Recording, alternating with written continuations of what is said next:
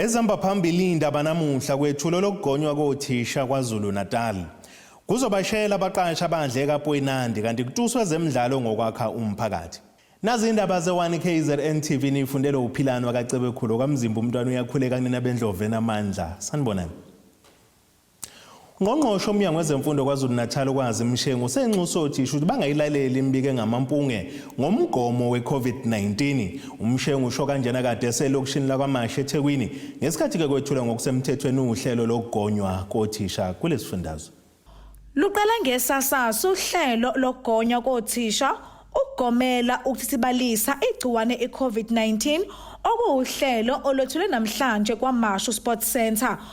Lolu hlelo nolwethulwe ungqongqoshe walomnyango ukwazi Mshengu noMagugu Simelane Zulu kulindeleke luthathe isikhathi esingamasonto amabili.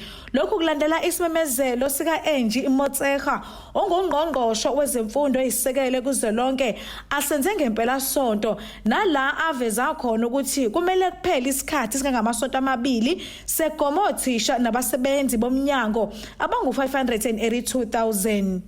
Ekhuluma nabezindaba uMshengu uveza ukuthi uyanxusa othisha ukuthi bagome futhi bangalaleli imbiko engekho ngalomgomo. Othisha nabasupport staff abaphume ngomningi babo bazojova ukuze sikwazi ukuthi sivikelane, sikwazi ukuthi silethe uzinze ezikoleni zethu.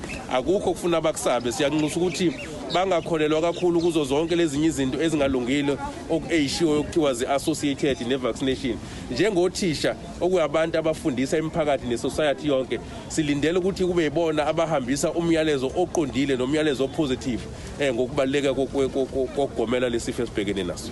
Ongunobhala uwesathu KwaZulu-Natal noMarashiya Caluza naye ogome namuhla uthi abaneme ngokuvalelwa ngaphandle kwezinyunyana ngesikhathi kwenziwa lolu hlelo wabeseveza ukuthi nakwezinye zezindawo kukhona ukushoda kwezikhungo la okumele othisha bagomele khona. Ama-district wethu a-rural amaningi and izikole kuvasti kubalulekile ukuthi angezwe ama-centers.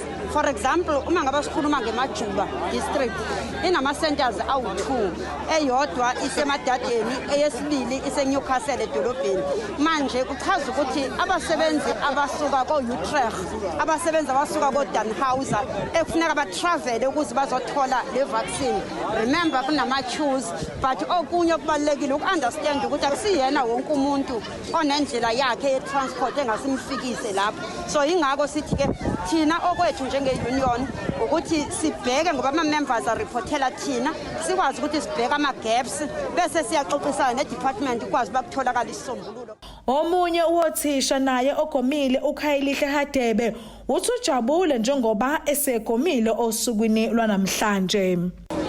Njengoba nje sesengomile nami ngiyadlulisela impela kwabanye ozakwethu ukuthi nabo bahambe bayogoma ngokohlelo lwezempilo konke kuhamba kahle ba-ready labantu basilindele ngobuningi babo. Siyabonga abezempilo ngendlela abasiphathe kahle ngayo. Kanti uMshengu ubesegcizelela ukuthi usuku nosuku bazokhipha izibalo zothisha asebewuthathile lo mgomo. Ngutebogo Sibisi wezindaba ze1 KZN TV ngibika ngikwaMashu. Ngqongqoshe wemisebenzi nezisebenzi kuzwelonke uthula Sinxesi uthi bazobathathela izinyathelo zomthetho ezinqala abanikazi bezinkampani abafaka izicelo zemihlomulo kaPoyinandi phecelezi UIF ngesikhathi sokuvala kweza ngenxa ye-COVID-19 abangabanikezanga abasebenzi imali yabo. Unxesi usho kanjena ngesikhathi kwethula ngokusemthethweni amabhasi angomahamba nendlwana azosiza umphakathi obhekene nazo zonke inkinga zezisebenzi okuwuhlelo lwethuleke eNewcastle maphakathi nesifundazwe. Umnyango wezokuqasha nemisebenzi kuzwelonke uthi usuqalise uhlelo olubizwa nge-Follow the Money ngenhloso yokulandela uphinde ubophe izinkampani ezani kwimali yemihlomulo yabasebenzi phecelezi ama-UIF ngesikhathi sokuvala kwezwe ngenxa yegciwane i-COVID-19 kodwa zangabakhokhela abasebenzi. Ongqongqoshe walomnyango uthula Sinxesi uveze lokhu kade ekhuluma nabezindaba ngesikhathi kade kwethulwa uhlelo lamahhovisi angamabhasi angamahamba nondlwana eNewcastle izolo ngenhloso yokuphungula umthwalo ukuze kusizakale umphakathi ukuphungula umthwalo wabantu abavakashele emahhovisi omnyango zabasebenzi abagcina bengasizakalanga kule ndawo. UNxesi uthi baphezulu kwazo izinkampani ezanika izimali zengabanika abasebenzi. Ayitholile imali kithi kodwa ngabakhokhela abasebenzi sizowabamba. Follow the money. Sizowabamba sine program ayimemezayo ngapha athi follow the money. Kusho ukuthi sichashe 7 audit firms. Zilandela yonke imali esiyikhiphile ukuthi iphume yayo kule nkampani, zifike kule nkampani zithi sibone incwadi kukhokhelwe bani nobani, zikhulumisane nabasebenzi niyitholile imali eso kanje. Uma ngaba bayitholanga bazoyibuyisa imali sibe sesibabamba ke ngokukhwabanisa. Ubese echaza kabanzi ngendlela lamabhasi azosebenza ngayo. Amabhasi azophuma ahambe aye emakhaya ukuze abantu basemakhaya bakwazi ukuthi bathole lezo insiza. Uyabona nje kubhaliwe khona abanye abesimama kumele bathole ama-maternity benefits wabo ku-UIF abakawatholi ngoba amahhovisi abakwazi ukufinyelela kuwo. Khona abanye futhi abadoptha iy'ngane ey'ncane kumele nabo bakwazi ukuthola lokho abakufanele. Kanjalo-ke parental benefits nalama benefit atholakala ku-UIF leso sikhashana uma ungaqashwanga. Abanye abagulayo i-compensation fund okumele bakhokhiwe, mhlawumbe abanye baguliswa yiso lesifo esikhona namhlanje okanye bagulile balimele emsebenzini. Zonke ke lezi zinto kuthi ukuthi lokho okuthola kulelo hhovisi uzokuthola kulelo hhovisi uma hamba nendlwane ke lo. Kanti oyilungu lomphakathi uNjabulo Mtambo uthi akaza sizakale emahhovisi akule ndawo lawa akhona ngenxa yokuthi abasebenzi bakhona bebenza kancane kodwa unethemba lokuthi amabhasi azoza noshintsho. Mhlambe ngingasiza lokho because lana bebenza kancane sometimes besitshele nje ukuthi well mabeya ku lunch phakathi lunch yabe ngathatha noma 2 hours kube ni hour lunch. Sihlale nje isikhathi eside lana singala silambile well ngoba umuntu ebezephethe imali yokuza la edrobheni bese salele imali yokuthi kuyele move. Lapho ufike ekseni ngo4 etshela ukuthi nizoba number 1 lo ufike ekseni ngo4 number 1 mhlawumbe kuzoqala ukusebenza ngo9 kuthiwa amalona offline. Nje so kuba namabhasi ukuthi nawo amabhasi asezofika lana esebenze nawo basize. Mhlawumbe sesingasizakala nami ngicabanga nokuqala kabusha but nje kodwa ngisabuni ngoba lento iba iprocess kimi yaze ngiqedela namandla. Ngotebogo Sibisi wezindaba ze1KZN TV ngibika ngiseNewcastle.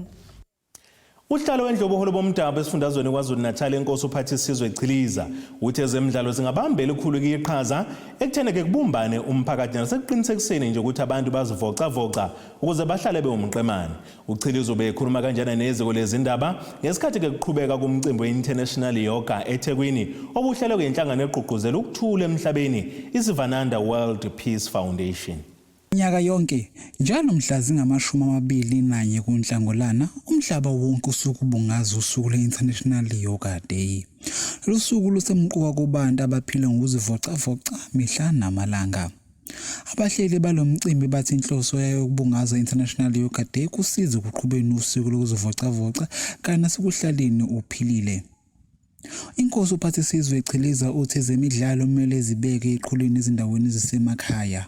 Siyafisa ukuqala ngokubonga kakhulu umnumzana uIshwa ohlala enza isiqiniseko sokuthi zonke izinto zenza abantu bahlale bendawonye bahlale beqonda bazana ukuthi ama-cultures nazo zonke izinto ezibenza ngaso sonke isikhathi ngoba into efana nale baluleke ngokuthi ikhulula into enginothise kakhulu lapha. Lento is not about physical process but ilekelela kakhulu nomqondo.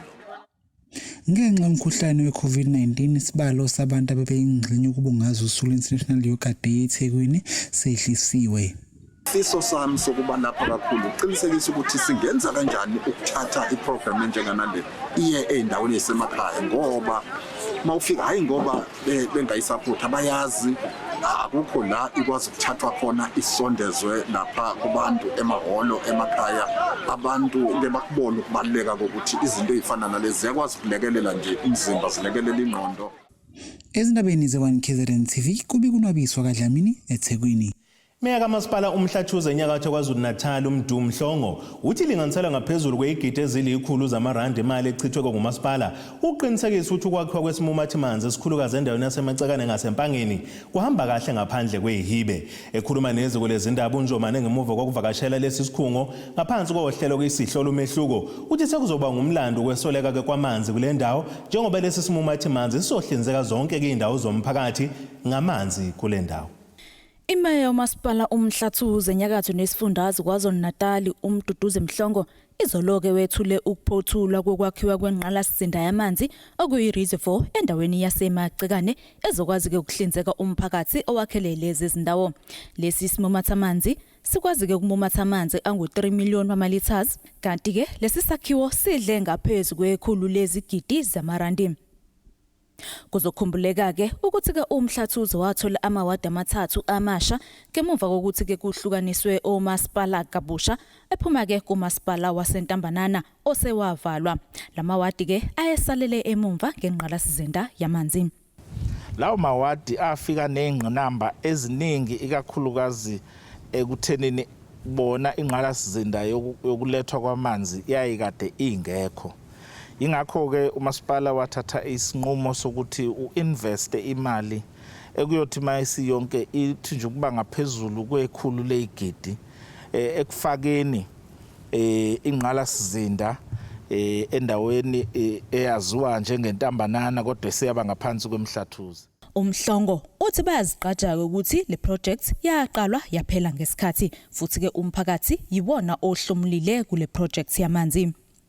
Siyaziqhanya-ke futhi ngokuthi enye yezinto esikwazile ukuyi-achieve ukuthi le project yenzeke within time futhi kwakwazi ukuthi kuhlomule nezinkontreka zendawo kweminye yemisebenzi emkhulu ebiyenzeka la bakwazi nokuthi kuqasheke abantu abasebasha abanganga-34 abakwazile ukuthi bathole amathuba emisebenzi. Imvamisa-ke kuyinto ejwayelekile ukuthi-ke kuphume ithenda emphakathini kube nezikhalazo zokuncishwa amathuba omsebenzi abantu bendawo. uMhlongo-ke ukuqinisekisile ukuthi banazo inhlelo zokuxoxisana nosomabhizinisi ukuze zingabe bikho-ke izinkinga ezifana nalezi nokuphazamisa-ke komsebenzi kanye nokulethwa kwentuthuko. I-issue yokuthi abantu bakithi bahlomule emathubeni nasemnothweni i-issue egenuine nathi sivumelanayo nayo kodwa kumele kwenzeke lokho ngaphansi kwesandla somthetho nokuyilapho-ke esixoxisana nabo khuluma nje sisenayo futhi enye i-meeting esizoba nayo ngoLwesine ukubukisana futhi ukuthi iyiphi indlela esingayisungula yokusebenza ezokwenza ukuthi kungabibikho ukumiswa kwemisebenzi. Lezi-ke izindaba ze-1 KZN TV mina nginguSamukeliswe Ngqulunga Mbika ngisemacekane. Ake sibheke engosini yezomnotho.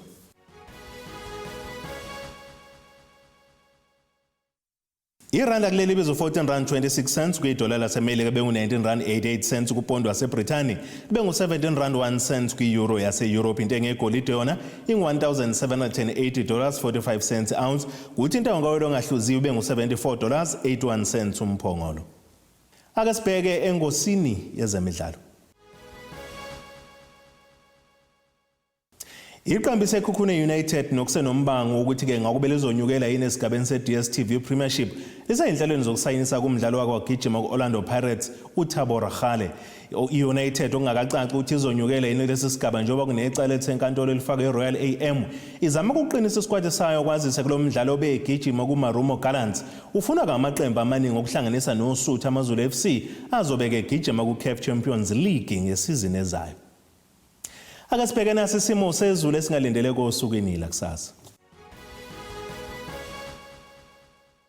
Zangoma zezulu uma zisikaza ngamashobo enkokonisha phansi ngonobhadula zingayile ukuthi nakancane imbumba zithi empangeni ezobalela nje amazinga okushisa 11 ka ku23 degrees eThekwini eGagasini 15 ka ku23 degrees eMgungundlovu eNdongazibomvu 10 ka ku22 degrees Olunde eMashona kwaNongoma ehlala eNkosi nakwaqhikazo 9 ka ku25 degrees eXobhe eMantente kohlokozo kokudla ucingo kolamabhenanyawo naseJolvethe u9 ka ku20 degrees siphethe ngeFilidi eNewcastle eMadadeni eNtshanteka naseMondlo kosha phansi koFilidi nasehla nakwahlathi u6 kuya ku22 degrees. Nina benyathe emnyama kandaba ejame ngomkhonto phezulu komzimvubu amamponda isaba ukuyehlela. Okamzimba umntana nethemba lonke le indaba sithi khumu kuze kube ngokuzayo.